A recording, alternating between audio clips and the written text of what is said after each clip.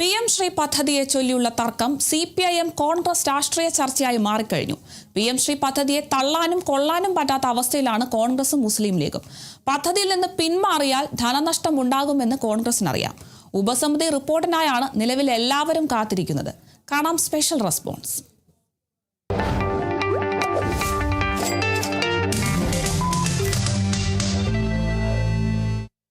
PM Shri പദ്ധതി വീണ്ടും രാഷ്ട്രീയ ചർച്ചയായി മാറുകയാണ്. കഴിഞ്ഞ ദിവസത്തെ UDF യോഗത്തിന് ശേഷം UDF കൺവീനർ അടൂർ പ്രകാശ് നടത്തിയ വാർത്താ സമ്മേളനമാണ് ഇപ്പോഴത്തെ പുതിയ വിഷയം. വാർത്താ സമ്മേളനത്തിൽ UDF കൺവീനർ അടൂർ പ്രകാശ് പ്രധാനമായും പറഞ്ഞത് PM Shri പദ്ധതിയുടെ നടത്തിപ്പുമായി ബന്ധപ്പെട്ടാണ്. സർക്കാർ മുന്നോട്ട് പോകും എന്നുള്ള സൂചനയാണ് അദ്ദേഹം നൽകിയത്.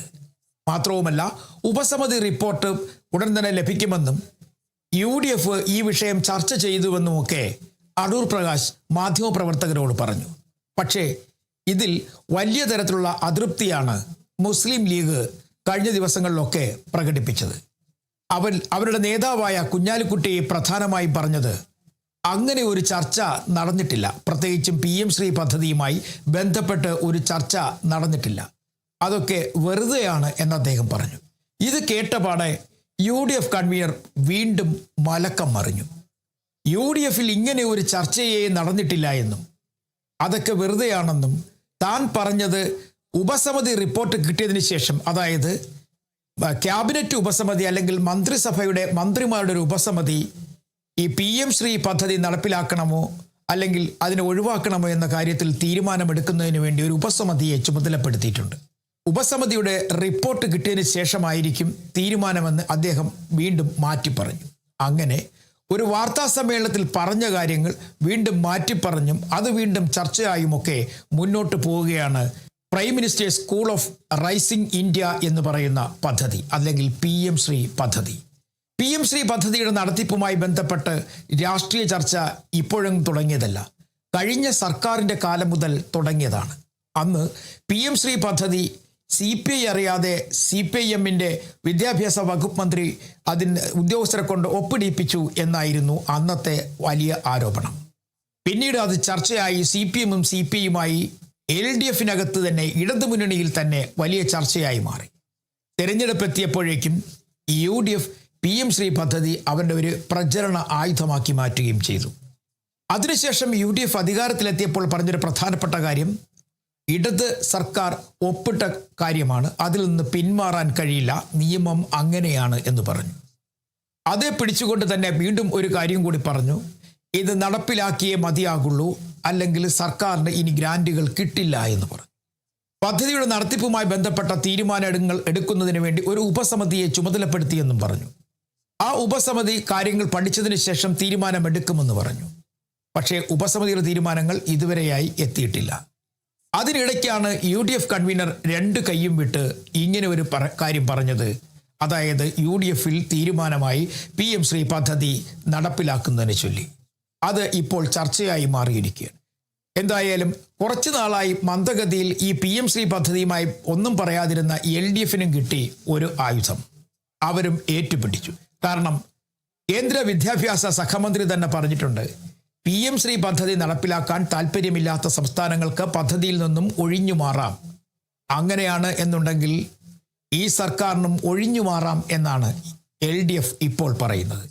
മുൻ വിദ്യാഭ്യാസ വകുപ്പ് മന്ത്രി V ശിവൻകുട്ടി തന്നെ ഒട്ടുമിക്ക ദിവസങ്ങളിലും PM Shri പദ്ധതിയുടെ പേരിൽ പ്രത്യക്ഷപ്പെടുന്നുണ്ട്, കാര്യങ്ങൾ പറയുന്നുണ്ട്, UDFുമായി വലിയ തരത്തിലുള്ള വാദപ്രതിവാദങ്ങൾക്ക് തയ്യാറാവുകയും ചെയ്യുന്നുണ്ട്.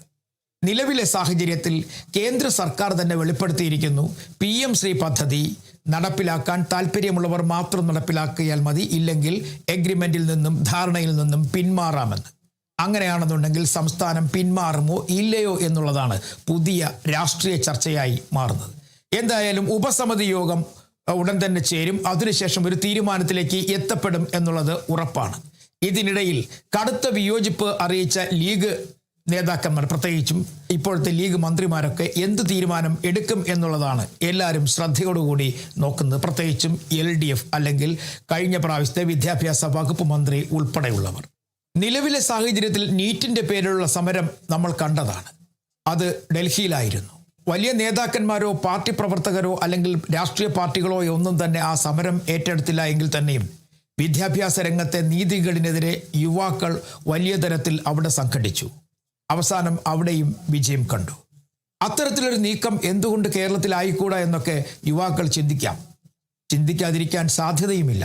എന്തായാലും കേരളത്തിൽ PM ശ്രീ പദ്ധതി ഇപ്പോൾ ചർച്ചയാണ്. ചർച്ച മാത്രമല്ല, ഒരു രാഷ്ട്രീയ ചർച്ചയായി അത് മാറിക്കൊണ്ടേ ഇരിക്കുന്നു. എല്ലാവരും ചിന്തിക്കേണ്ട ഒരു കാര്യം, വിദ്യാഭ്യാസ മേഖലയെ സംബന്ധിച്ചിടത്തോളം വരുന്ന തലമുറയെ സൃഷ്ടിക്കുക എന്നുള്ളതാണ്. ആ തലമുറ നല്ലത് പഠിക്കണം, നല്ലത് പഠിച്ചത് നടപ്പിലാക്കണം എന്നൊക്കെ ആഗ്രഹിക്കുന്നവരാണ് എല്ലാവരും, പ്രത്യേകിച്ചും രാഷ്ട്രീയക്കാർ ഉൾപ്പെടെയുള്ളവർ. പക്ഷേ അതൊക്കെ നടപ്പിലാക്കാൻ കഴിയുമോ എന്നുള്ളൊരു ചിന്തയാണ് ഇപ്പോൾ എല്ലാ രക്ഷിതാക്കളുടെയും മുന്നിലുള്ളത്. PM ശ്രീ പദ്ധതി വേണമെങ്കിൽ നടപ്പിലാക്കാം, വേണ്ടെങ്കിൽ നടപ്പിലാക്കേണ്ട. പക്ഷേ അവിടെയും ഒരു കാര്യമുണ്ട്, പണമാണ് പ്രധാന പ്രശ്നം.